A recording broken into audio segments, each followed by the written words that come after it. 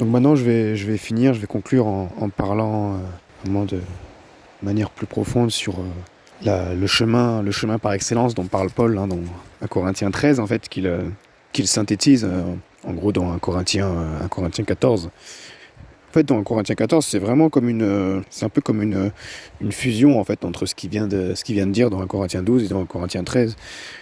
Parce que dans 1 Corinthiens 14, il commence par dire, premièrement, de chercher l'amour, mais d'aspirer aussi aux dons les meilleurs et surtout à celui de prophétie. Et puis il enchaîne ensuite en disant directement, celui qui parle en langue, c'est un esprit qui dit des mystères, et voilà, et seul Dieu le comprend, etc. Et après il dit, il s'édifie lui-même, sauf si il y a interprétation, parce que s'il y a interprétation, en fait, le parle en langue devient prophétique, devient inspiré. Et après, mais il dit premièrement que celui qui prophétise est plus grand, en fait, que celui qui parle en langue, sauf si il interprète, car voilà. Et donc en fait, c'est là qu'on voit l'importance de l'inspiration, de la prophétie, parce qu'en fait, forcément, si ta parole de sagesse, en fait, est inspirée, elle est prophétique, ça veut dire que en fait, je sais pas comment expliquer, mais de toute façon, c'est des choses vraiment que le Saint-Esprit vous les dévoile. Parce que, en fait, la prophétie, il le met dans... En fait, Paul le met, en fait, la prophétie dans les dons, dans les charismes, là, dans ce qui concerne le spirituel, dans 1 Corinthiens 12. Mais en vérité, la profondeur, en fait, de la vraie connaissance, en fait, le vrai chemin par excellence, il le dit, c'est l'amour. Pourquoi ? Parce qu'en fait, l'amour, c'est Christ, en fait. En fait, l'amour, c'est la pleine manifestation, en fait, des choses de l'esprit. Et en fait, c'est qui a pleinement manifesté, en fait, le vrai amour, l'amour agapé, l'amour inconditionnel. En fait, c'est Jésus-Christ. En fait, c'est le Christ en nous. L'amour, c'est Christ pleinement formé en nous. C'est pour ça, en fait, que c'est la voie par excellence. Et l'inspiration, quand on parle de la prophétie, en fait, c'est simplement en fait la manifestation des paroles ou d'actions qui sont les résultats du fruit du Saint-Esprit en nous. C'est pour ça que le ministère par excellence, en fait, c'est le ministère de Christ. C'est lui, Jésus, il avait pour ministère, c'était le ministère de la réconciliation, en fait. Réconcilier l'homme charnel avec Dieu, afin que l'homme charnel, l'homme animal, devienne homme spirituel. En fait, c'est ça le véritable ministère. C'est ça, en fait. En fait, et il est en Christ. Et en fait, c'est pour ça, voilà, pour conclure, moi, ce que j'aimerais vous dire, c'est vraiment, premièrement, aspirer à ce que Christ soit pleinement formé en vous. Parce qu'on est vraiment dans une époque où on va avoir vraiment besoin, en fait, d'hommes de foi, d'hommes et de femmes qui seront vraiment, en fait, centrés, qui, en fait, bougeront et seront pleinement, en fait, animés de l'esprit, et que leur vie sera prophétique, leur vie sera inspirée du Saint-Esprit, c'est-à-dire du souffle d'Élohim, en fait, du souffle du Tout-Puissant. Vraiment, c'est vraiment, vraiment, vraiment très important de saisir que, ok, les dons, les manifestations spirituelles, ça c'est bien, mais comme le dit un frère, ils ne sont pas signes de maturité, en fait. Ce n'est pas le signe de maturité spirituelle.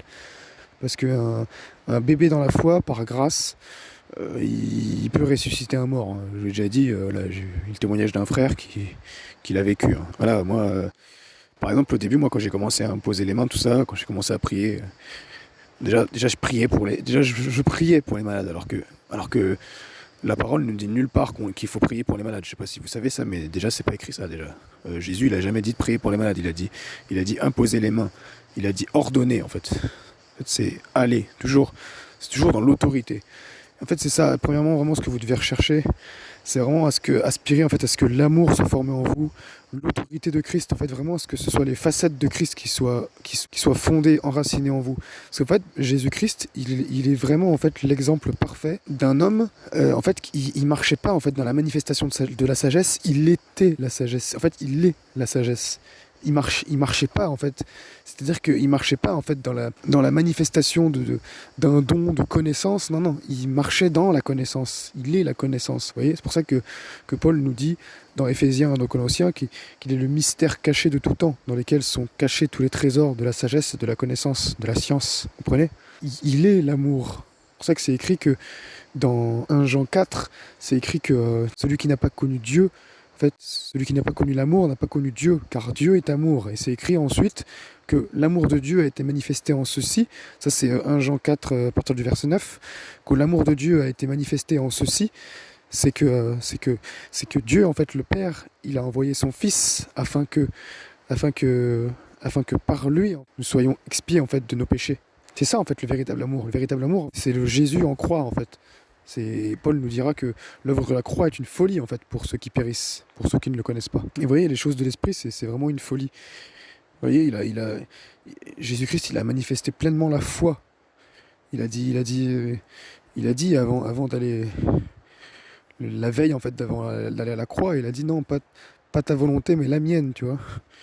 Il a manifesté l'humilité, il a manifesté la pleine patience. Il s'est tu, il s'est vraiment tu, en fait. Il a quasiment pas dit un seul mot, en fait, dans tout son calvaire. Vous voyez, c'est toutes ces notions, en fait. En fait, il a tout accompli, en fait. Vous voyez, il a tout accompli, les Écritures, l'Ancien Testament, et il a tout accompli, en fait,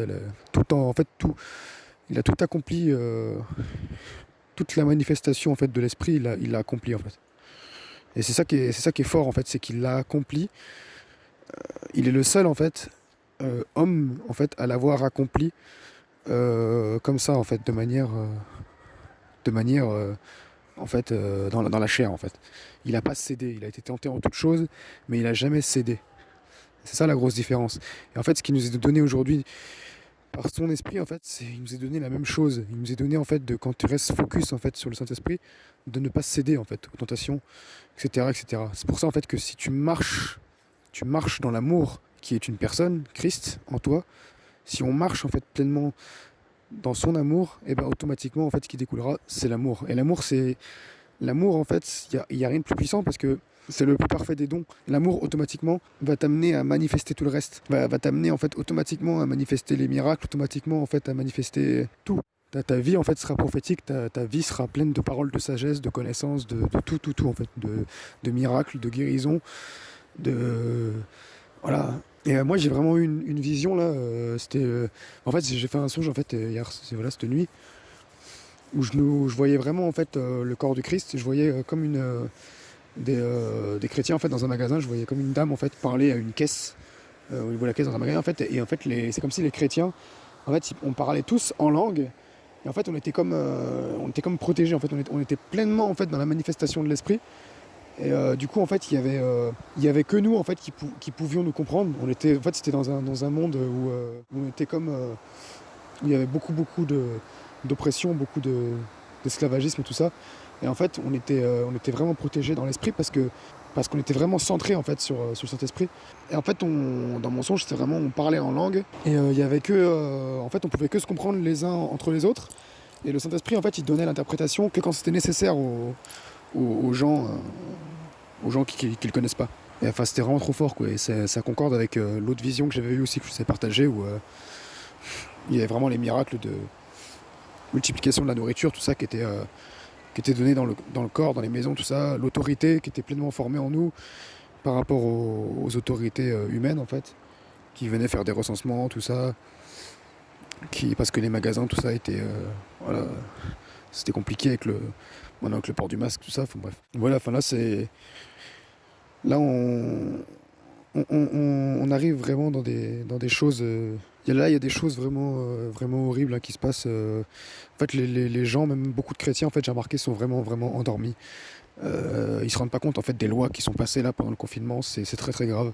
Par exemple, je sais pas si vous avez remarqué, mais de manière subtile.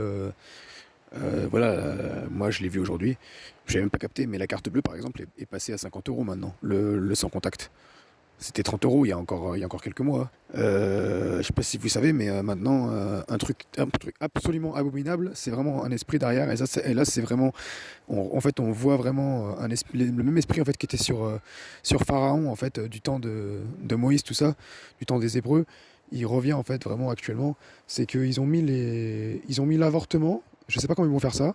C'est très très grave. J'espère que, vraiment, je proclame au nom de Jésus-Christ que ça va être aboli, cette loi. C'est qu'ils ont mis l'avortement jusqu'à terme, en fait. Ça veut dire qu'apparemment, de ce que j'ai entendu, après j'espère que c'est faux, les gens vont pouvoir avorter jusqu'à ce que le bébé soit jusqu'à n'importe quel mois en fait. Ça veut dire qu'un bébé qui est complètement formé dans le ventre de sa mère, eh ben, on sait pas comment ils vont faire, mais voilà. Bref, c'est très très grave. C'est très très très très grave. Donc voilà, il se passe des choses comme ça et faut savoir qu'à chaque fois en fait qu'il y a des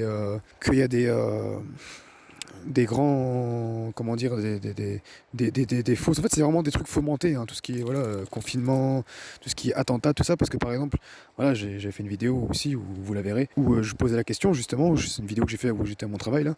Je pose la question, mais comment ça se fait que pendant le confinement, là, bizarrement, on n'entend plus parler des attentats, on n'entend plus parler de, voilà, on n'entend plus parler du sida, on n'entend plus parler des, ouais, on n'entend plus parler de rien d'autre. En fait, c'est toujours, en fait, les gens, en fait, on les focalise, les gens qu'on appelle dans les assemblées les gens du monde, là, entre guillemets, en fait, les gens qui sont pas dans la pleine conscience de Christ, en fait, on les focalise toujours sur un truc.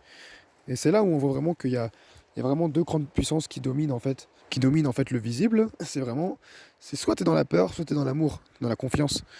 Soit t'es dans la confiance en Dieu, soit t'es dans la crainte. C'est tout. Donc maintenant, vraiment, choisis la confiance. Parce que la confiance va t'amener à l'amour. Parce que c'est très grave, en fait. À chaque fois, en fait, c'est pareil. C'est quand il y a. Faut savoir que Enfin, moi, j'en ai rien à faire, en fait, d'être traité de complotiste ou conspirationniste, machin truc. Déjà, c'est des termes qui ont été complètement détournés. Parce qu'à la base, un complotiste, c'est quelqu'un qui dénonce, en fait, les complots. Hein. C'est quelqu'un qui cherche et qui dénonce les complots. C'est pas quelqu'un qui invente ou voilà, c'est pas quelqu'un qui est dans une théorie du complot. Il n'y a pas de théorie du complot, il n'y a que des complots, d'accord. Ça a toujours été, hein, c'est l'histoire de l'humanité, c'est des complots, il y en a toujours eu, c'est comme ça, c'est l'homme hors de Christ, c'est comme le dit Paul, l'homme est un loup pour l'homme, hein, voilà, il n'y a pas de secret, hein. Et voilà, enfin, ce que je voulais dire, c'est que, ouais, enfin, c'est toujours des trucs pour nous détourner, en fait. Et là, ils sont en train de faire des choses très très graves. Enfin, regardez sur vos fiches de paye, vous allez voir, en fait, il y a des sous qui partent. Voilà, vous savez, les gens, ils se posent pas la question où vont leurs sous, tout ça. Les gens, ils sont pas éclairés sur la NASA, tout ça, sur ce que font la NASA. Faut savoir que tous les gens qui travaillent à la NASA, c'est des gens qui font des trucs, c'est des grands satanistes horribles. Ça, voilà, hein, que le Saint-Esprit vraiment vous le dévoile. C'est vraiment pas des blagues, hein. Faites des recherches, vous allez voir. Ils ont tous des écussons franc-maçonniques, Illuminati, tout ça. Ils ont des écussons, ils ont les bagues, voilà. Moi, je suis, voilà. Enfin, bon, bref, non.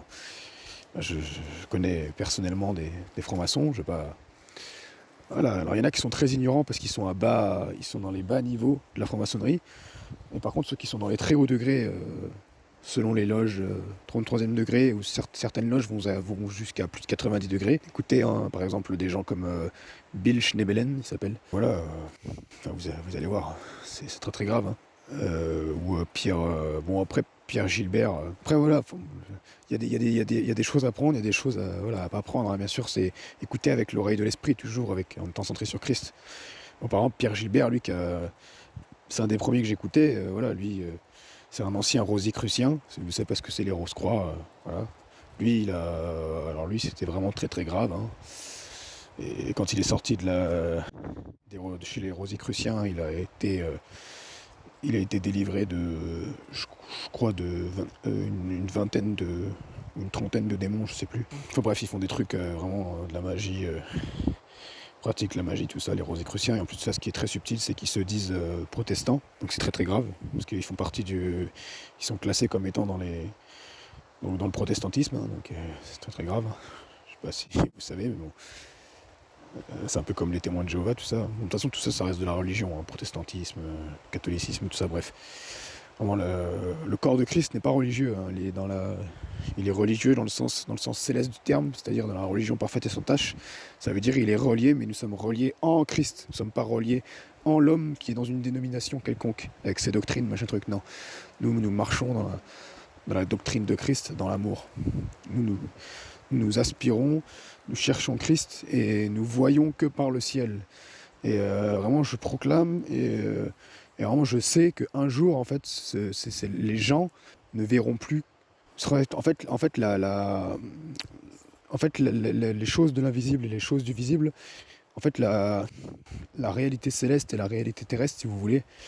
Enfin, pour moi, il n'y a qu'une réalité. Maintenant, il y a des choses visibles et des choses invisibles. En fait, le plan spirituel, voilà, le plan spirituel et le plan naturel seront comme en fait fusionnés. C'est pour ça en fait que l'ennemi en fait il a mis beaucoup. Moi j'entends beaucoup dans la tête des chrétiens.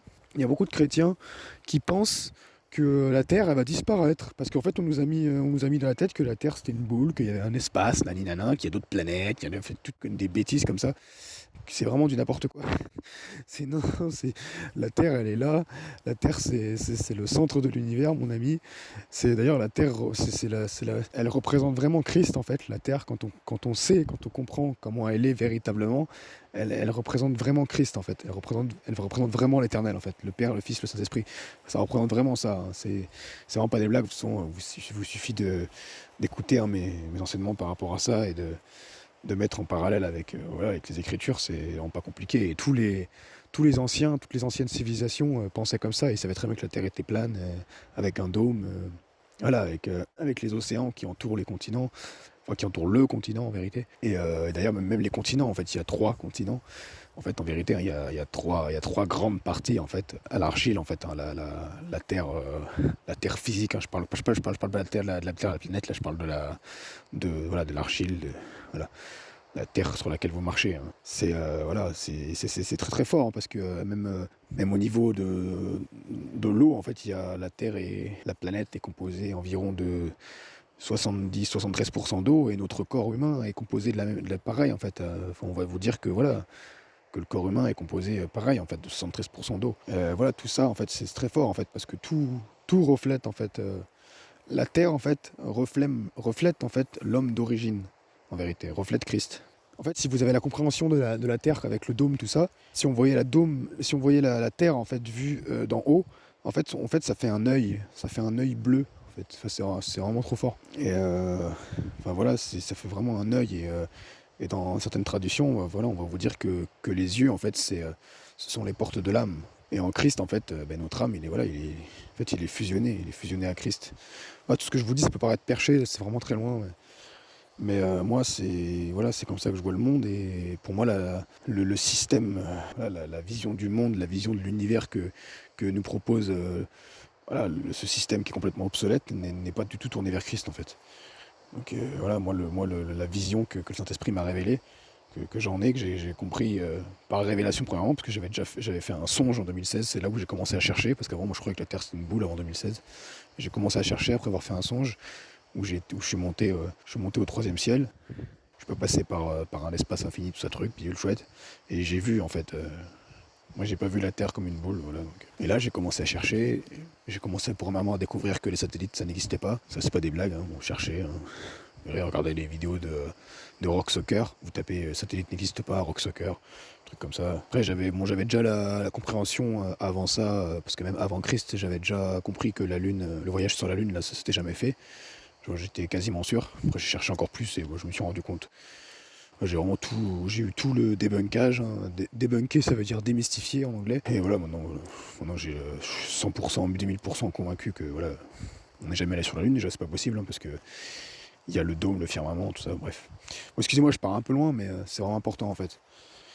Donc voilà, vraiment l'important c'est vraiment de rester centré sur Christ. Parce que si on reste pas focus sur Christ, on n'intercède pas nous le corps du Christ, ça veut dire nous dans lequel l'Éternel habite, hein, le Tout-Puissant habite. Nous sommes le bras, enfin le Saint-Esprit en nous est le bras de Dieu sur terre. Pas s'attendre à des miracles, hein, comme on pourrait dire. Voilà, si l'Église elle se bouge pas à chercher Christ en elle, voilà, c'est. En fait, la vie en Christ, c'est vraiment facile en vrai. C'est que nous, on n'a pas appris à obéir. Hein. Il n'y a rien de compliqué en vérité. En vérité, même moi qui vous parle, hein, je suis vraiment incrédule encore trop souvent. Hein. En vérité, on a juste à chercher à regarder en fait à Christ en nous constamment. Et voilà. Et un des merveilleux outils qu'on nous a donné, c'est la prière en langue et la prière qui est centrée en fait sur Christ. Je vous donne un exemple et je viens par ça. Voilà, on peut commencer comme ça. Ça fait Jésus-Christ de Nazareth, je te rends grâce Seigneur pour ton amour. Saint-Esprit de Dieu, tu es merveilleux Seigneur. Jésus-Christ, Saint-Esprit, tu es mon souffle, tu es ma respiration. Je te rends grâce, Seigneur, pour les nations. C'est ton nom qui est établi dans les cœurs, Seigneur, ton autorité, Seigneur, qui est pleinement fondée dans les nations. Jésus-Christ, Seigneur, Jésus-Christ de Nazareth. Saint-Esprit de Dieu, tu es tout puissant en nous. Tu es la vie formée en nous. Tu es l'amour formé en nous. Voilà, c'est aussi simple que ça en fait. Et ça, vous pouvez rester des heures et des heures à proclamer comme ça. Et moi, j'ai vraiment eu la vision en fait ce matin qu'on arrivera à un point où en fait l'homme spirituel, en fait, l'Église n'aura plus de conversation normale, sera constamment dans la prière comme ça en fait, de cette manière-là. C'est-à-dire comme le dit Paul, je prie en langue, mais je parle en langue, mais je prie aussi avec mon intelligence, les deux en même temps. Comme je viens de vous montrer, voilà. Il y a vraiment l'exemple que je viens de vous montrer là, c'est vraiment pragmatique et ça fonctionne. Et je connais pas mal de frères et sœurs qui le pratiquent et c'est vraiment un truc de fou. Et voilà, je proclame vraiment qu'il viendra un jour où, comme le dit Paul, en fait, il n'y aura plus besoin des manifestations de l'esprit, tout ça, parce qu'en fait, on marchera pleinement dans l'esprit, comme Jésus. Donc voilà, Dieu vous bénisse.